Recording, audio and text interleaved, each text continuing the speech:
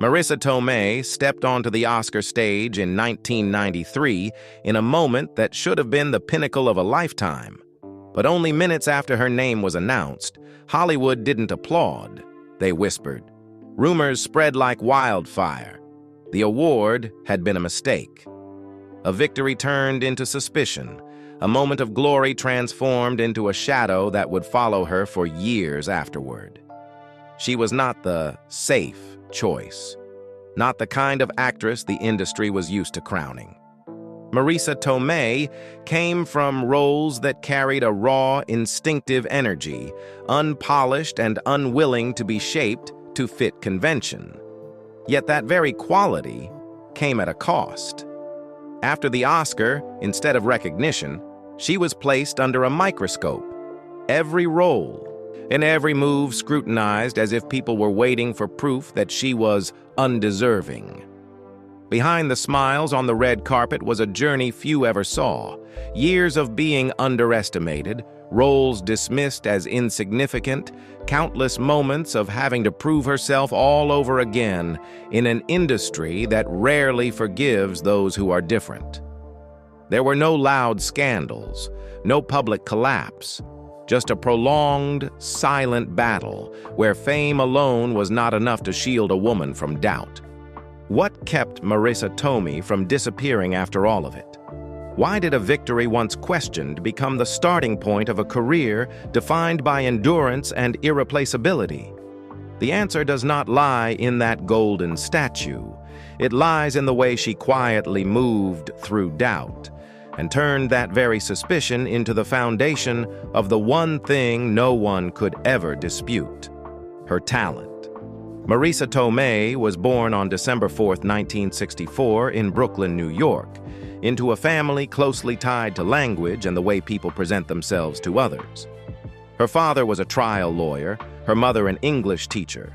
There were no clear signs that the path ahead would lead to the stage, yet that very foundation shaped her later approach. Not showy, not overly dramatic, but steady and weighted in the smallest details. Her family was of Italian descent, with roots tracing back to Tuscany, Sicily, and Calabria. Although religion was not heavily emphasized, cultural traditions were maintained as part of everyday life. These elements did not stand out as defining features early on, but they formed a sense of directness, simplicity, and lack of embellishment. Qualities that would later become recognizable in her performances, where characters were not built through layers of complexity, but through reactions closely aligned with real life. Her exposure to the stage came early, though not as part of any predetermined plan. Her parents often took her to Broadway shows, and from those moments of observation, an awareness began to take shape. Quiet, unnamed at first, but persistent enough to develop into a direction. At school, she participated in drama activities, taking on roles in student productions while also studying at a dance school where the body and movement became part of expression. There was no single defining moment that marked acting as a firm decision, but through a series of small steps, that path gradually became clearer than any alternative. After graduating high school in 1982, she enrolled at Boston University, a path that could have continued along the structured stability already laid out before her. But after just 1 year, she left. And there was no dramatic turning point, no singular event emphasized as a defining break, only a decision that unfolded as a continuation of what had already been forming. Leaving a clearly structured path to enter a field with no guarantees, where nothing is predefined and no clear endpoint exists, did not create an immediate visible shift, but it laid the foundation for everything that followed. On a journey that did not begin with a sudden break, but with the quiet continuation of a direction formed much earlier.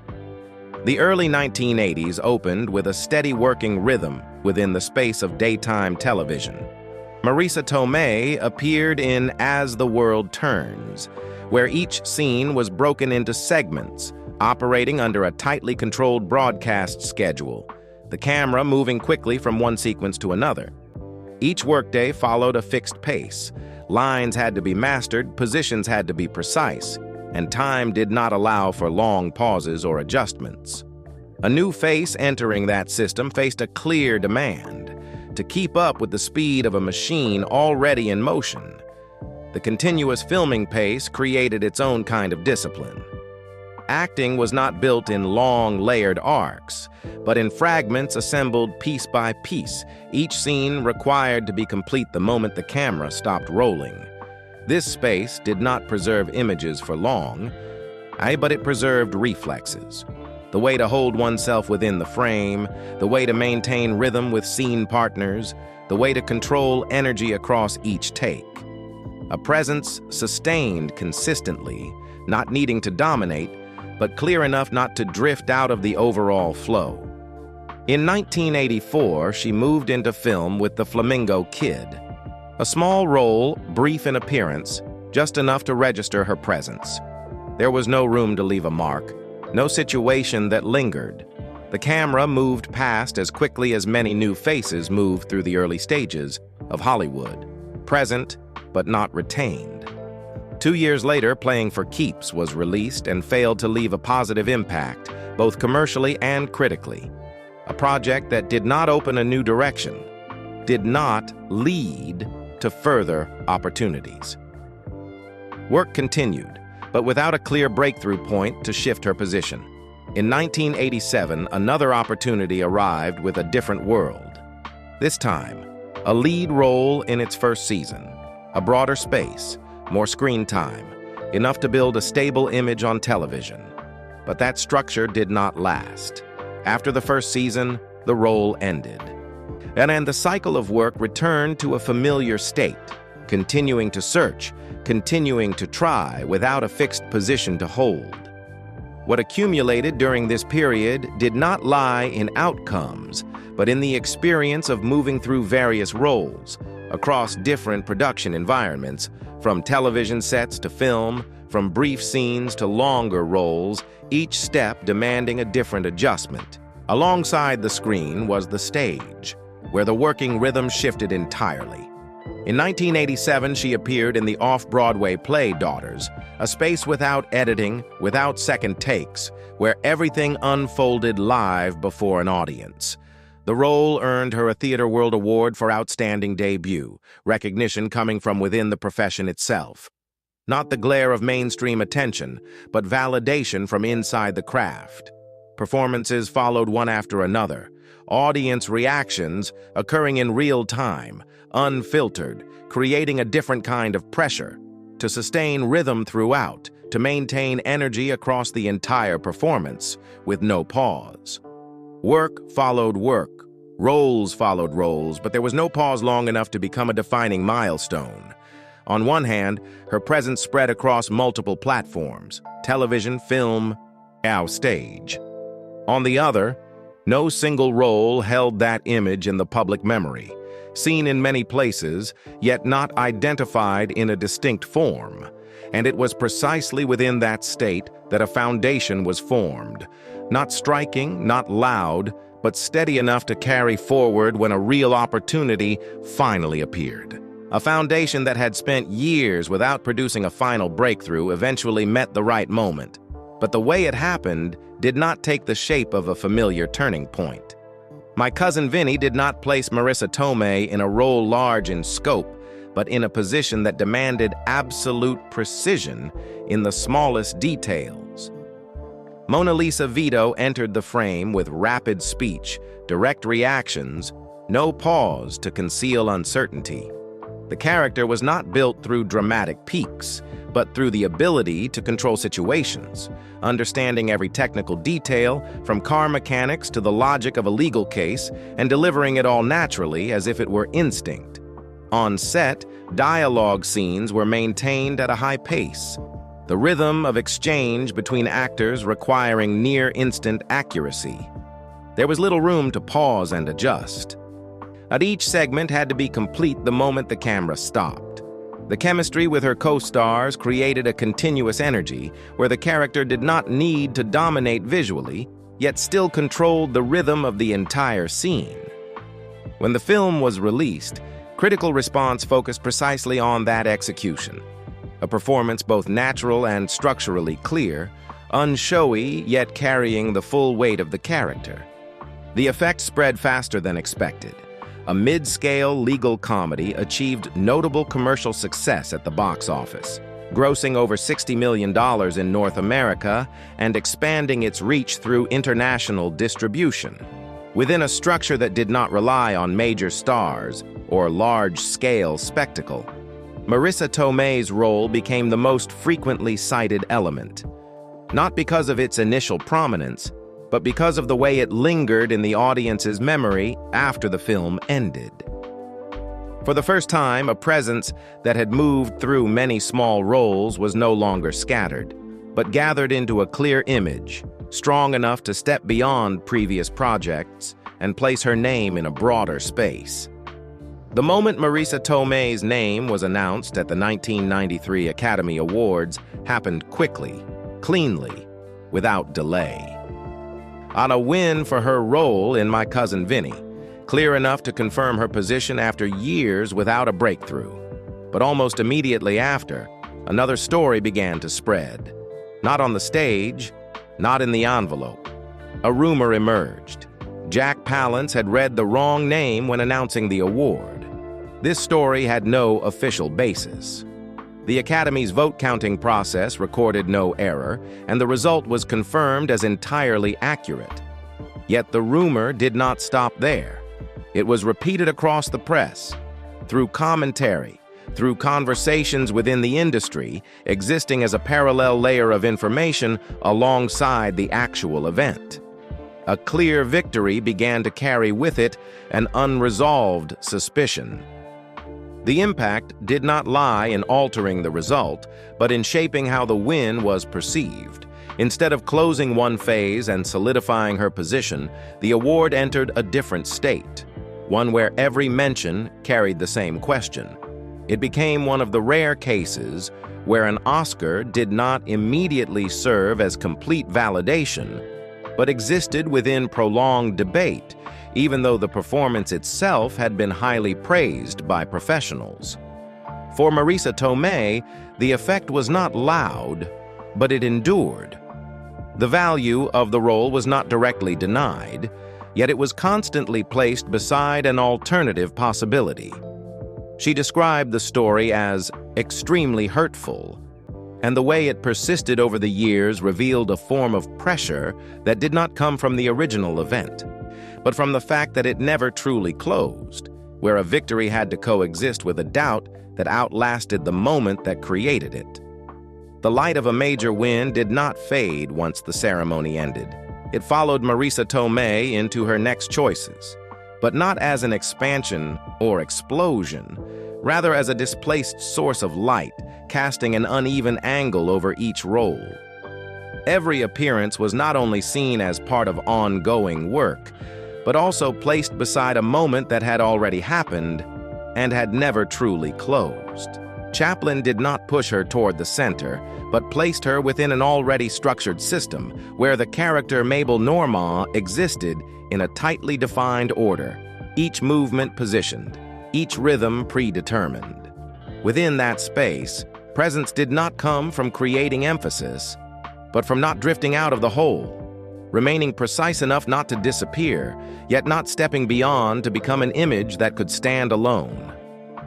Untamed Heart moved in another direction, opening a closer distance with the audience, where emotion was placed directly rather than within structure. The response did not come from the way the film operated, but from a moment that remained after it ended. This time, presence did not need to nest within a larger system, yet even when brought closer, it did not extend into a lasting form beyond the role itself. As subsequent choices branched into different operating systems, the paper maintained a fast urban rhythm, dialogue dense, requiring precise reactions within short intervals. Only You slowed down, shifting into a softer interaction where the character was built through dialogue rather than peaks. Slums of Beverly Hills narrowed the scale, holding an energy closer to everyday life, less structured, and within that space, flexibility became most visible through critical response. Roles followed roles without aligning along a single axis.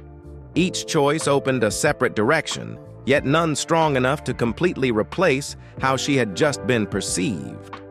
The trajectory did not extend into a straight line, but split into branches, where presence expanded without converging into a single defining image. Alongside film, other spaces continued to open, operating under different rules. An appearance in Seinfeld placed her own public image into a comedic situation, where the role became a reflection. A voice performance in The Simpsons removed the physical element entirely, leaving only the voice to carry rhythm. On the Broadway stage in Wait Until Dark, performance unfolded live before an audience, without editing, without retreat, each night a complete arc from beginning to end. And while critical reception remained divided, placing that performance against existing standards. Presence, therefore, did not concentrate in one point, but spread across platforms, forms, and different operational rhythms. The more it expanded, the clearer one thing became. There was no single point strong enough to gather everything into one unified image. Meanwhile, the story of the award did not disappear. It did not need to be mentioned directly, yet it remained as an underlying layer shaping how each role was perceived, not as a conclusion denied, but as a question never fully removed. And within that repetition, a judgment began to form, quiet but persistent. The 1993 win might not have been a rule, but an exception. The late 1990s did not bring a clear reversal. Appearances became less frequent. Project scale did not expand further. Public attention no longer held the same intensity as before. The path was not cut off, it simply slowed. A position that had been established remained, but did not continue to move in the familiar direction. Roles continued, work persisted, but results did not accumulate into a new form. And within all that movement, as the question that began in that moment in 1993 still had no endpoint, not because there was no answer, but because no role had yet been strong enough to make it unnecessary to ask. By 2000, a shift began to emerge in a different direction. Marisa Tomei appeared in What Women Want, a large-scale commercial production directed by Nancy Meyers, featuring Mel Gibson and Helen Hunt, operating within a production system where each scene was precisely designed within an overall structure. In that environment, she did not attempt to separate herself from the flow, but placed her presence exactly where it was needed, keeping each segment seamless, without disrupting the rhythm of the entire story. This space did not allow for extension or adjustment based on personal impulse. Everything unfolded within a predetermined mechanism, where the effectiveness of each character lay in the ability to integrate into the whole while still maintaining a distinct imprint. Marisa Tomei's presence was therefore not elevated through major highlights, but sustained steadily throughout the film's structure, enough to create familiarity with mainstream audiences without breaking the overall balance of the work. When the film was released, What Women Want grossed over $370 million worldwide, becoming one of the biggest box office successes of 2000. This time, Marisa Tomei was not only part of a hit project, but present within a wide distribution system that reached global audiences. This shift did not create an immediate explosion, but it moved her beyond the scattered smaller projects of earlier years, placing her into a space where her presence became more visible, more stable, and began to carry a different weight across the trajectory that followed. In 2001, Marisa Tomei did not remain in a safe zone, but shifted direction entirely. In the Bedroom placed her in a confined space where everything unfolded slowly, heavily, with no room for display. The character Natalie was not built through explosive moments, but through prolonged accumulation. Glances held longer, silences deepened, each small detail gathering into a weight that could not be ignored. On set, she kept emotion compressed, not pushing it outward, allowing all transformation to occur internally, where the audience had to recognize it rather than be guided toward it. Attention did not arrive with a clear starting point, but rose gradually through year-end evaluations, where In the Bedroom repeatedly appeared in major critical lists. Marisa Tomei's name was placed at the center of those selections, not because of the size of the role, but because of the way it carried full weight in the smallest details, enough to stand beside performances larger in screen presence. At the beginning of 2002, a sequence of nominations followed. The Academy Awards, the Golden Globe, the Screen Actors Guild. 3 different systems, 3 independent voting processes, yet yielding the same outcome. This recognition did not come with comparison, was not pulled off course by earlier debates, and did not need to stand beside any hypothetical to exist. A performance remained intact in how it was perceived, requiring no further explanation, no need to be proven again. The peak lay in that repetition itself. After nearly a decade carrying a question from 1993, for the first time, Marisa Tomei's career no longer required additional explanation. No defense, no comparison. Through a single performance, the entire way she was perceived shifted. Not loudly, not declared, but clear enough to end a condition that had lasted for an entire decade. The string of nominations in 2002 did not close the journey, but it changed Marisa Tomei's position in how she chose projects. In 2003, she appeared in Anger Management, a commercial comedy directed by Peter Siegel, with Adam Sandler and Jack Nicholson at the center. This was a large-scale operating system, dense shooting schedules, fast pacing, each segment designed to sustain continuous energy, directly serving the comedic rhythm of the entire film. Marisa Tomei took on the role of Linda, the girlfriend of the main character, a position that did not occupy the majority of screen time, but played a key role in shaping the story's conflict. The character was not built through isolated highlights, but through sustained consistency, maintaining balance between tension and comedic elements, and while creating an emotional anchor for the entire narrative. The production process unfolded at high speed, with many scenes handled continuously within a single day, requiring the ability to maintain stable energy across multiple takes. There was no large space for adjustment or rebuilding layers of performance. Each segment had to be complete within its own rhythm. Marisa Tomei did not detach herself from that mechanism, but kept her presence contained within it, ensuring that each appearance was placed correctly and at the right moment. When the film was released in April 2003, Anger Management quickly topped the North American box office in its opening weekend with over $40 million. Its total global gross surpassed $195 million, placing it among the most commercially successful films of the year. This time, Marisa Tomei was not only part of a hit project, but present within a large cinematic structure without deviating from its trajectory. Subsequent choices did not follow a single direction. Alfie, 2004, placed her within an adaptive space, where the character had to stand alongside an existing structure, maintaining softness while retaining enough precision not to dissolve into it. On television, Rescue Me, 2006, opened a different form of presence, extending across multiple episodes, where emotion did not reside in a single moment but accumulated over time. This performance earned her a Gracie Award, recognition from within the television environment itself, different from film, yet no less demanding in its standards of evaluation. In 2007, 2 directions continued in parallel.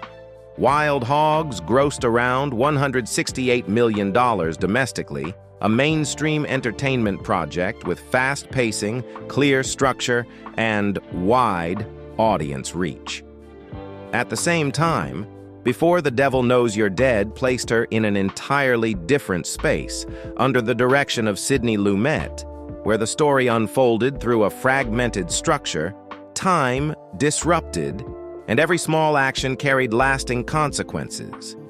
There was no buffer between these two choices, no declared transition, only a continuous movement between two systems, one expanding in scale, the other deepening in structure. Projects followed one another within the same period, but did not align along a single line. On one side were commercial films operating at high speed, broad audiences, clear structures. On the other, fragmented narratives, slower pacing, requiring restraint rather than expression.